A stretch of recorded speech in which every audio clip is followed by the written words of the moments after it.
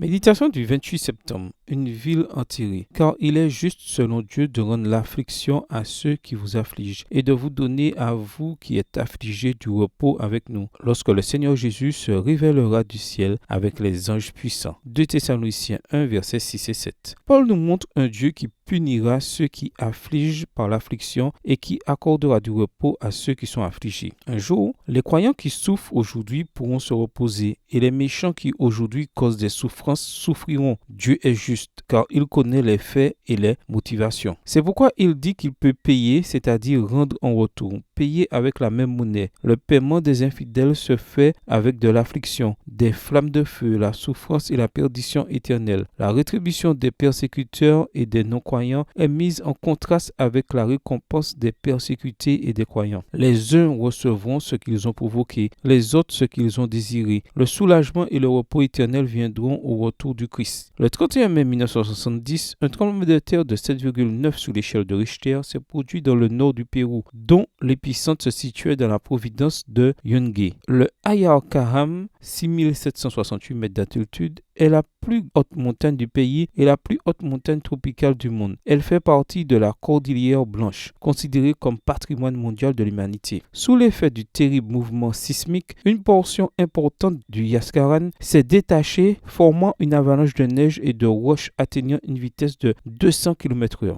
Elle a tout entraîné sur son passage, sautant par-dessus de petites collines et ensevelissant la ville de Yungay sous 80 mètres de roches. Aujourd'hui, les visiteurs sont accueillis sur le site par une inscription qui dit « Yungay, ville enterrée ». Seules quelques 300 personnes ont survécu, dont des membres d'une église adventiste qui s'étaient rendus dans une ville voisine pour faire du travail communautaire. En 1962, deux scientifiques américains, David Bernay et Charles Sowell, avaient signalé l'existence d'un énorme bloc de roche verticale dont la base était minée par un glacier. Cela pouvait provoquer, et c'est ce qui s'est produit, un glissement de terrain. Cependant, sous peine de prison, ils ont dû se rétracter et ont fui le pays. Tant les promesses que les avertissements sont conditionnels. Si nous écartons ou réduisons au silence les avertissements des prophètes et des apôtres, et si nous rejetons le Christ comme avocat, demain nous l'affronterons comme juge. Il aime le pécheur mais déteste le péché. En tant que médecin divin, il extirpera un jour le cancer du péché pour toujours. Aujourd'hui, nous avons encore le temps d'accepter la miséricorde du Seigneur. Bonne journée à vous et que le Seigneur vous bénisse.